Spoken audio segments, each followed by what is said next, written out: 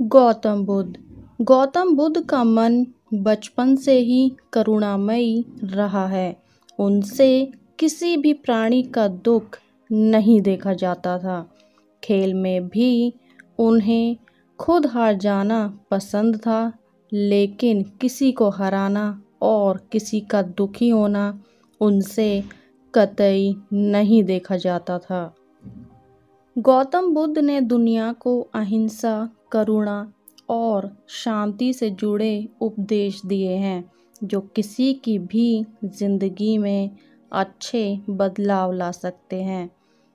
ऐसी 5 नैतिक कहानियाँ जो आपकी ज़िंदगी में नए बदलाव ला सकती हैं। तो चलिए शुरू करते हैं। नंबर 1, गौतम बुद्ध और अंगुलीमाल की कहानी। अंगुलीमाल एक खूंखार डाकू था जो मगध देश के जंगल में रहता था। जो भी राहगीर उस जंगल से गुजरता वह उसे लूट लेता था और उसे मारकर उसकी एक उंगली काटकर माला के रूप में अपने गले में पहन लेता था।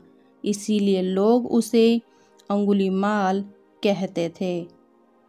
एक दिन उस गांव में महात्मा बुद्ध गए। वहां के लोगों ने उनका खूब आदर सत्कार किया। महात्मा बुद्ध ने देखा कि वहां के लोग कुछ डरे डरे से हैं। लोगों को इस तरह परेशान देखकर गौतम बुद्ध ने उन सब से पूछा, क्या बात है, आप सब इतने डरे हुए क्यों हैं? लोगों ने बुद्ध को बताया कि इस डर और आतंक का कारण डाकू अंगुलीमाल है।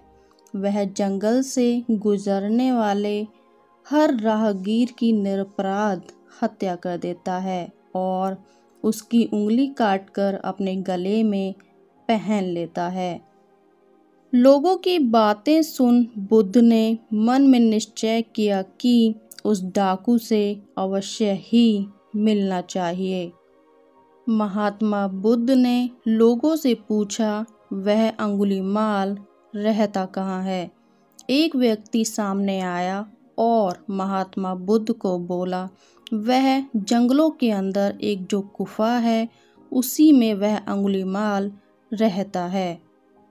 और यह सब सुन लेने के बाद महात्मा बुद्ध अंगुलीमाल से मिलने जंगल की ओर चल पड़े। सोनापुर गांव के लोगों ने उन्हें रोकने की बहुत कोशिश की, लेकिन फिर भी वह नहीं रुके और जंगल की ओर चले गए। जैसे ही गौतम बुद्ध जंगल के पास पहुँचे और बहुत ही अत्यंत शांत भाव से जंगल में चले जा रहे थे, तभी पीछे से एक कर्कश आवाज़ उनके कानों में पड़ी, ठहर जा, कहाँ जा रहा है? बुद्ध ऐसे चलते रहे जैसे मानो उन्होंने कुछ सुना ही नहीं। फिर एक बार और आवाज़ आई, मैं कहता हूँ ठहर जा। बुद्ध रुक गए और पीछे मुड़कर देखा तो सामने एक खूंखार लंबा चौड़ा व्यक्ति, लाल लाल आँखें, हाथ में तलवार लिए बुद्ध को घूर रहा था। उसके गले में उंगलियों की माला लटक रही थी। वह बहुत ही डरावना लग रहा था। बुद्ध ने बहुत ही शांत व मधुर स्वर में कहा, मैं तो ठहर गया, भला तुम कब रुकोगे? तुम अपनी यह हिंसा बंद करो, बुद्ध ने कहा। ऐसे में अंगुलीमाल क्रोधित हो गया। फिर उसने गौतम बुद्ध से कहा, सन्यासी, तू मुझे जानता नहीं है। मैं इस राज्य का सबसे शक्तिशाली मनुष्य हूँ। क्या तुम्हें डर नहीं लग रहा? देखो, मैंने कितने लोगों को मारकर उनकी उंगलियों की माला पहन रखी है। मैं कितना ताकतवर हूँ। फिर गौतम बुद्ध ने कहा, मैं नहीं मानता कि तुम सबसे ताकतवर हो, सबसे शक्तिशाली मनुष्य हो। ये सुनकर अंगुलीमाल बोला, अच्छा, ऐसी बात है तो तुम मुझे बताओ कि मैं ऐसा क्या करूं जिससे तुम मानोगे कि मैं एक शक्तिशाली और ताकतवर मनुष्य हूँ। मैं तो एक बार में 10-10 लोगों के सिर काट कर रख सकता हूँ। बुद्ध बोले, यदि तुम सचमुच ताकतवर हो तो जाओ उस पेड़ के 10 पत्ते तोड़ लाओ। फिर महात्मा बुद्ध के कहने पर अंगुलीमाल उस पेड़ के पास गया और उसमें से 10 पत्तियां तोड़ लाया।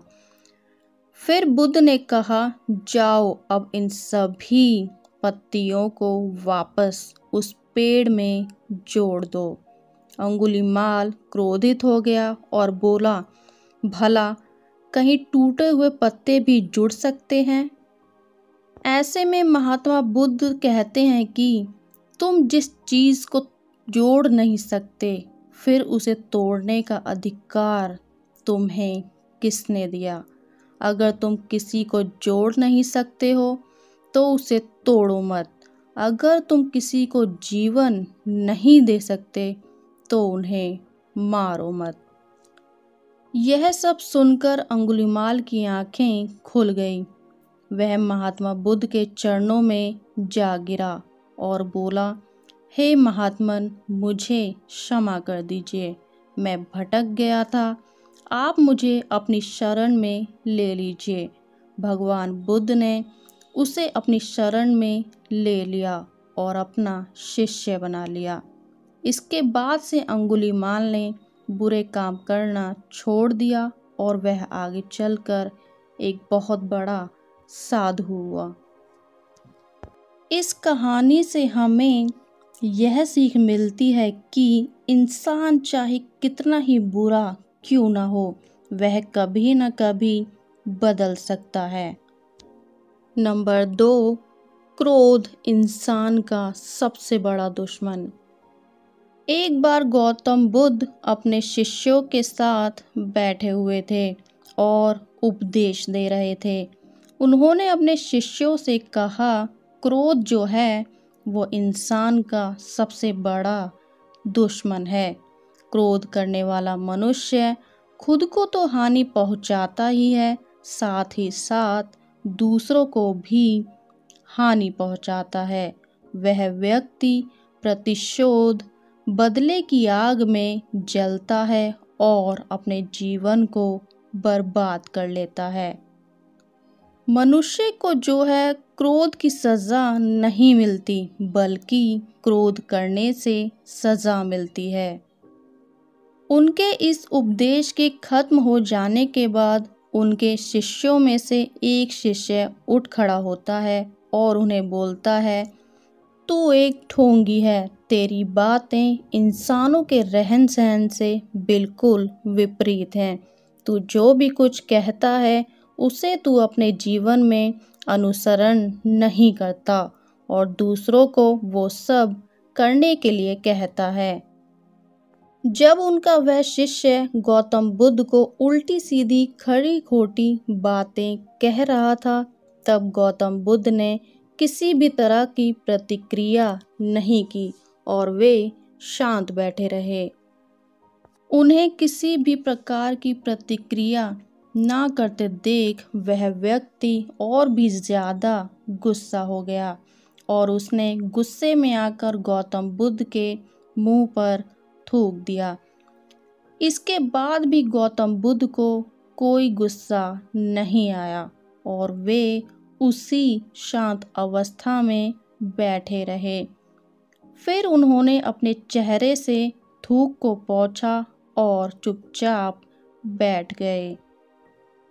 यह सब देखकर उस शिष्य को समझ में नहीं आता कि वह अब क्या करे और गुस्से में आकर वह उस जगह से चला जाता है और अगले दिन वह अपने घर पहुंचता है। जैसे ही वह अपने घर पहुंचता है उसका दिमाग तब तक शांत हो चुका होता है।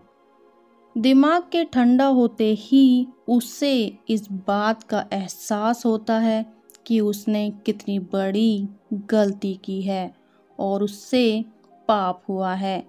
अब वह मन ही मन सोचने लगता है कि ये मैंने क्या कर दिया। मैंने इतने महान व्यक्ति महात्मा बुद्ध का अपमान किया है। ऐसा पाप मैं कैसे कर सकता हूँ। मैंने बहुत बड़ा पाप, बहुत ही बड़ी गलती कर दी है। मुझे जाकर उनसे तुरंत ही माफ़ी मांगनी चाहिए। इतना कहकर ही वह तुरंत ही भगवान गौतम बुद्ध के पास चला जाता है। लेकिन तब उस स्थान से गौतम बुद्ध निकल चुके होते हैं। ऐसे में वह शिष्य जगह जगह भटकता उन्हें खोजने लगता है।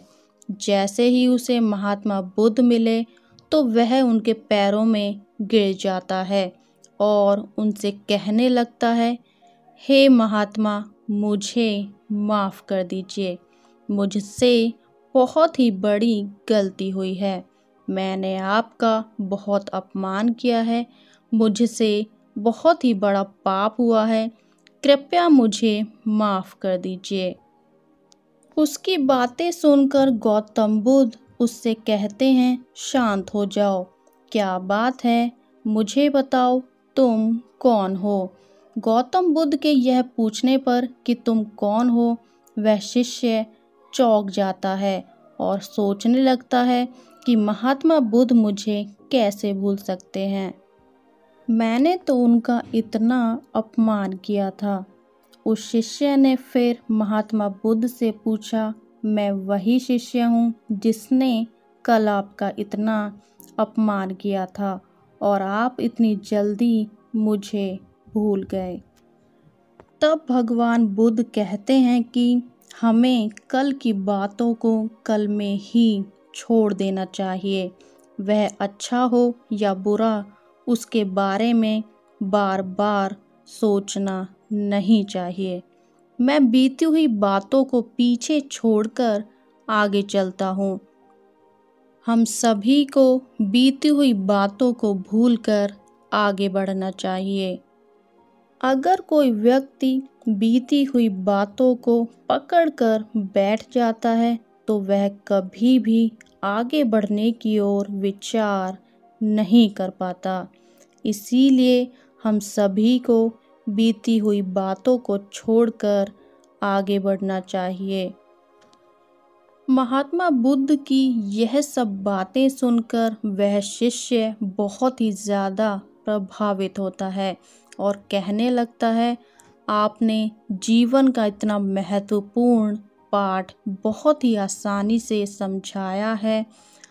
आज से मैं आपकी हर बात को माना करूँगा। और वह एक बार फिर उनका शिष्य बन जाता है और भी ज़्यादा मन से। इस कहानी से हमें यह सीख मिलती है कि हमें बीती हुई बातों को भूलकर हमेशा आगे बढ़ने की ओर कदम उठाने चाहिए। जो व्यक्ति बीती हुई बातों को पकड़कर बैठ जाता है वह व्यक्ति कभी भी आगे बढ़ने की ओर विचार नहीं कर पाता। नंबर 3, मारने वाले से बचाने वाला ज़्यादा बड़ा होता है। गौतम बुद्ध बचपन से ही बहुत करुणा हृदय वाले थे। बचपन में उन्हें राजकुमार सिद्धार्थ के नाम से जाना जाता था। ये कहानी भी उनके बचपन की है, जब वे छोटे थे। जब उन्हें राजकुमार सिद्धार्थ के नाम से जाना जाता था, उनके एक चचेरे भाई थे जिसका नाम देवदत्त था। राजकुमार सिद्धार्थ के महल के पास एक बहुत ही सुंदर उद्यान था, जहाँ पर राजा सिद्धार्थ बैठकर प्रकृति का आनंद लिया करते थे। एक दिन जब वे अपने बगीचे में बैठे हुए थे, तभी एक हंस उनके पैरों के पास घायल अवस्था में आ गिरा। उसके शरीर में एक तीर लगा हुआ था। उसे देखते ही लग रहा था कि किसी शिकारी ने उस पर यह तीर चलाया है। वह हंस बहुत ही तकलीफ में था। उसे यूं फड़फड़ाता देखकर राजकुमार सिद्धार्थ का दिल पिघल गया और उन्होंने उस घायल हंस की सहायता करनी चाहिए। उन्होंने सबसे पहले उस घायल हंस के शरीर से उस तीर को निकाला और घाव वाली जगह पर मरहम लगाकर उसकी पट्टी की। कुछ ही देर में देवदत्त उस हंस को खोजता हुआ सिद्धार्थ के पास आता है और कहता है, अच्छा तो ये तुम्हारे पास है, लाओ इसे मुझे दे दो। इसका शिकार मैंने किया है, ये मेरा है। इसका शिकार करने में मुझे बहुत मेहनत करनी पड़ी थी, इस पर सिर्फ मेरा अधिकार है, लाओ मुझे ये हंस दे दो। देवदत्त की ये बातें सुनकर सिद्धार्थ उससे कहते हैं, नहीं, ये हंस घायल था और मेरे पास आया था। मैंने इसकी मदद की है और इसकी जान बचाई है, इसीलिए इस पर मेरा अधिकार ज़्यादा है।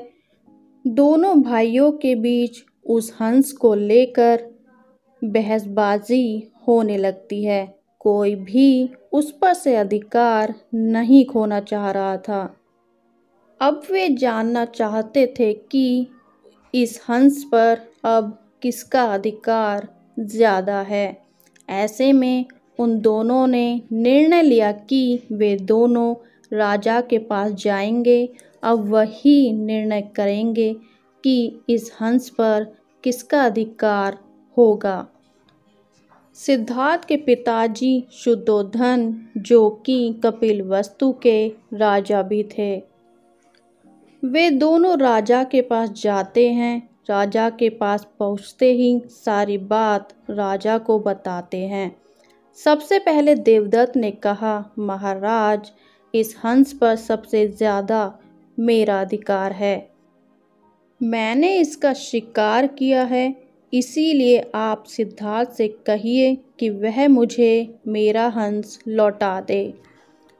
राजा दोनों को ही शांत होने के लिए कहते हैं और सिद्धार्थ का भी क्या पक्ष है कहने के लिए कहते हैं। सिद्धार्थ बताते हैं कि पिताजी, इस हंस का शिकार देवदत्त ने किया था, लेकिन यह हंस घायल होकर मेरे पैरों के पास आकर गिरा। आकाश में उड़ने वाले इस बेकसूर हंस पर तीर चलाने का उसे क्या अधिकार था? क्यों इसे घायल किया? इसे घायल देखकर मैंने इसका इलाज किया और इसे ठीक किया है। अब आप ही बताइए कि इस हंस पर सबसे ज़्यादा किसका अधिकार है? क्योंकि मैंने इसे बचाया है, इसीलिए इस हंस पर सबसे ज़्यादा मेरा अधिकार है। राजा शुद्धोधन ने दोनों का पक्ष सुन इस मामले पर अच्छे से विचार किया और बाद में उन्होंने एक बड़ी बात कही, और वह ये बात थी कि मारने वाले से ज़्यादा बचाने वाले का अधिकार सबसे ज़्यादा होता है। इसीलिए इस हंस पर सबसे ज़्यादा, सबसे बड़ा अधिकार सिर्फ और सिर्फ सिद्धार्थ का ही है, क्योंकि सिद्धार्थ ने उस हंस को मारा नहीं बल्कि उसे बचाया है। जब उसे सबसे ज़्यादा सहायता की, मदद की ज़रूरत थी, सिद्धार्थ ने उसे घायल देखकर उसका इलाज किया है और उसकी जान बचाई है। राजा की ये बातें सुनकर अब देवदत्त को बात बहुत अच्छे से समझ आ गई। वह अब जान चुका था कि मारने वाले से ज़्यादा बचाने वाले का अधिकार सबसे अधिक होता है। इस कहानी से हमें यह सीख मिलती है कि मारने वाले से ज़्यादा हमेशा बचाने वाला ही बड़ा होता है। दूसरों की मदद के लिए हमेशा तैयार रहना, लोगों की तकलीफ़ों में, परेशानियों में उनकी मदद करनी चाहिए। ऐसा करने से एक सभ्य समाज की स्थापना होती है। नंबर 4, ज़रूरी नहीं कि दान सिर्फ पैसों से ही किया जाए। गौतम बुद्ध और भिखारी की कहानी। एक बार एक भिखारी अपनी गरीबी से, अपने उस गरीबी भूखमरी के जीवन से परेशान हो चुका था, क्योंकि उसे अपना पेट पालने, अपने जीवन को चलाने के लिए भीख मांगनी पड़ती थी। उसे हर एक चीज़ के लिए भीख मांगनी पड़ती थी। इसी बात को लेकर वह परेशान रहता, दुखी रहता था और दिन भर बस यही सोचता रहता कि उसकी इस दुख भरी जिंदगी में बदलाव कैसे आएगा, कब मैं इन परेशानियों से छुटकारा पाऊंगा। यही सब सोचकर वह निराशा से भर जाया करता था। एक दिन उसने देखा कि बहुत सारे लोग निराश होकर आंखों में आंसू लिए, बहुत सी चिंताओं से परेशान लोग गौतम बुद्ध की ओर जाते हैं, और जब वापस लौटते हैं तो वे लोग बहुत ही खुश नजर आते हैं। वह भिखारी समझ नहीं पा रहा था कि लोग गौतम बुद्ध के पास से लौटते वक्त आखिर वे लोग इतना खुश कैसे हो जाते थे। वे ऐसा क्या करते थे जिससे कि सभी लोग खुश हो जाते थे। ना तो जाते वक्त उनके पास कुछ होता था और ना ही लौटते वक्त उन लोगों के हाथों में सोना, चांदी या फिर पैसे होते थे। फिर ऐसा क्या होता था कि लोग बुद्ध के पास से लौटते वक्त इतना खुश नजर आते थे। यह सब देखकर उस भिखारी ने भी निर्णय लिया कि वह भी गौतम के पास जाएगा और देखेगा कि वहाँ आखिर ऐसा क्या हो रहा है कि लोग उनके पास जाकर खुश हो जाते हैं। अब वह भिखारी बुद्ध से मिलने के लिए चल पड़ा। महात्मा बुद्ध के पास बहुत ही लंबी कतार लाइन लगी होती थी, तो वह भी कतार में लग जाता था।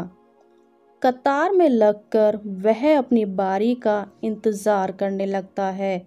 जैसे ही उस भिखारी की बारी आती है, वह भगवान बुद्ध से कहता है, बुद्ध, मैं बहुत ही गरीब हूँ, मेरे पास कुछ भी नहीं है। मुझे अपना जीवन चलाने के लिए इधर उधर भटकना पड़ता है, दूसरों से भीख भी मांगनी पड़ती है। मैं इन सब से बहुत परेशान हो चुका हूँ, बहुत ही दुखी हूँ। अब आप ही बताइए कि मैं अपने जीवन को इन परेशानियों से कैसे मुक्त कर सकता हूँ, अपने जीवन को कैसे बेहतर कर सकता हूँ। यह सब सुनने के बाद गौतम बुद्ध थोड़ी देर चुप रहे और फिर उन्होंने उससे कहा कि तुम्हारे पास हाथ हैं जिससे कि तुम लोगों की सेवा में लगा सकते हो और दूसरों का भला कर सकते हो। इसके अलावा तुम्हारे पास एक मुंह है जिससे तुम लोगों से अच्छी अच्छी बातें कर सकते हो, दूसरों का हौसला भी बढ़ा सकते हो। यह सब करके भी तुम दूसरों की सहायता कर सकते हो। ज़रूरी नहीं कि दान सिर्फ पैसों से ही किया जाता है। हम चाहें तो शिक्षा का भी दान कर सकते हैं और चाहें तो अन्न का भी दान कर सकते हैं।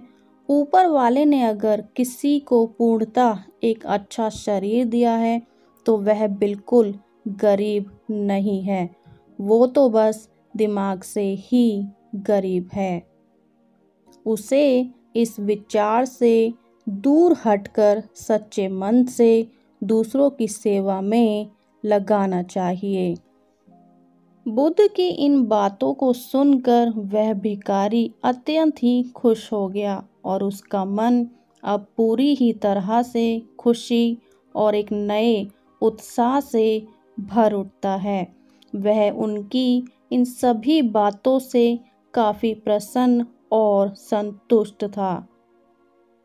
इस कहानी से हमें ये सीख मिलती है कि दान सिर्फ पैसों से नहीं बल्कि शिक्षा, भोजन और अच्छे विचारों का भी किया जाता है और यह ज़रूरी भी है। और दूसरा, जब तक हमारा शरीर पूरी तरह बेहतर है तो हमें उसका उपयोग करके आगे बढ़ सकते हैं। अगर कोई व्यक्ति गरीब है तो उसे अपने गरीबी पर चिंता करके समय बर्बाद करने की बजाय उसे बदलने की कोशिश करनी चाहिए। नंबर 5, शांत मन। गौतम बुद्ध जगह जगह घूमकर उपदेश दिया करते थे। एक समय की बात है, गौतम बुद्ध अपने शिष्यों के साथ एक सफ़र पर थे। बहुत लंबे समय का सफ़र तय करते करते सफ़र में चलते चलते बुद्ध को प्यास लगी तो उन्होंने एक शिष्य से कहा कि जाओ जाकर मेरे लिए थोड़ा पीने का पानी लेकर आओ। अब वह शिष्य आसपास देखता है तो उसे कहीं भी कोई पानी का स्रोत नज़र नहीं आ रहा होता। वह कोशिश करता है कि कहीं तो रास्ते में उसे एक पानी का स्रोत मिल जाए। थोड़ा आगे चलकर रास्ते में उसे एक पानी का स्रोत दिखाई देता है। वह देखता है कि कुछ लोग उस पानी के स्रोत में कपड़े धो रहे होते हैं और तभी वहाँ से एक बैलगाड़ी उस पानी के ऊपर से गुजर रही होती है। ऐसे में वहाँ का पूरा पानी गंदा हो गया, उसमें मिट्टी भर गई थी। फिर उस शिष्य ने सोचा कि मैं इस गंदे पानी को, मिट्टी से भरे हुए पानी को महात्मा बुद्ध के लिए कैसे लेकर जा सकता हूँ। इतना सोचकर वह खाली हाथ ही वापस लौट जाता है और गौतम बुद्ध को सारी बात बताता है। बुद्ध ने कहा कि ठीक है, हम सब इस पेड़ की छाया में बैठकर आराम करते हैं। कुछ समय पश्चात दोबारा गौतम बुद्ध उसी शिष्य को फिर से पानी लाने के लिए कहते हैं। अब वह शिष्य वापस से उसी पानी के स्रोत के पास जाता है। वहां जाकर वह देखता है कि अब वह पानी बिल्कुल ही साफ था और पीने के योग्य था।